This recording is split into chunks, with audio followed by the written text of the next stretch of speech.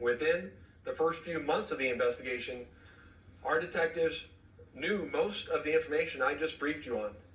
However, we never had the necessary evidence to bring this case forward and present it for criminal charges. As time went on, this case had been reviewed multiple times by different investigators assigned to my section, but it wasn't until 2018 that this case was reinvigorated as additional information came to light related to this homicide. Specifically, Dwayne Davis's own admissions to his involvement in this homicide investigation that he provided to numerous different media outlets. In our section, we knew at this time that this was likely our last time to take a run at this case to successfully solve this case and bring forth a criminal charge.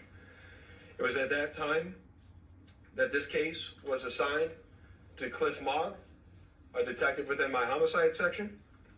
And over the last 5 years, my section worked closely, hand in hand with the Clark County District Attorney's Office and followed a systematic investigative plan over the last 5 years.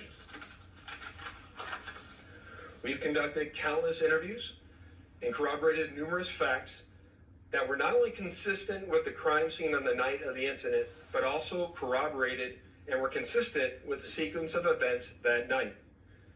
This ultimately led to us procuring a search warrant which was executed at Mr. Davis's residence in Henderson, Nevada.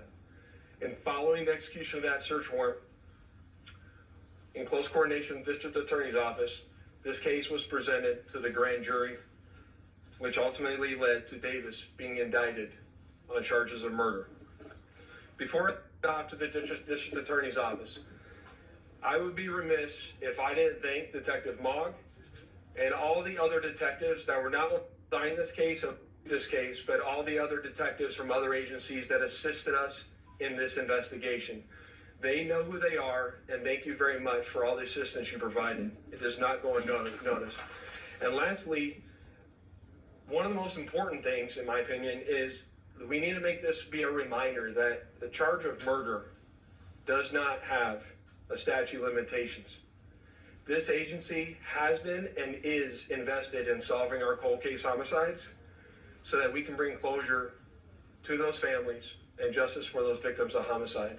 And with that, I will turn it over to the Clark County District Attorney, Steve Wilson.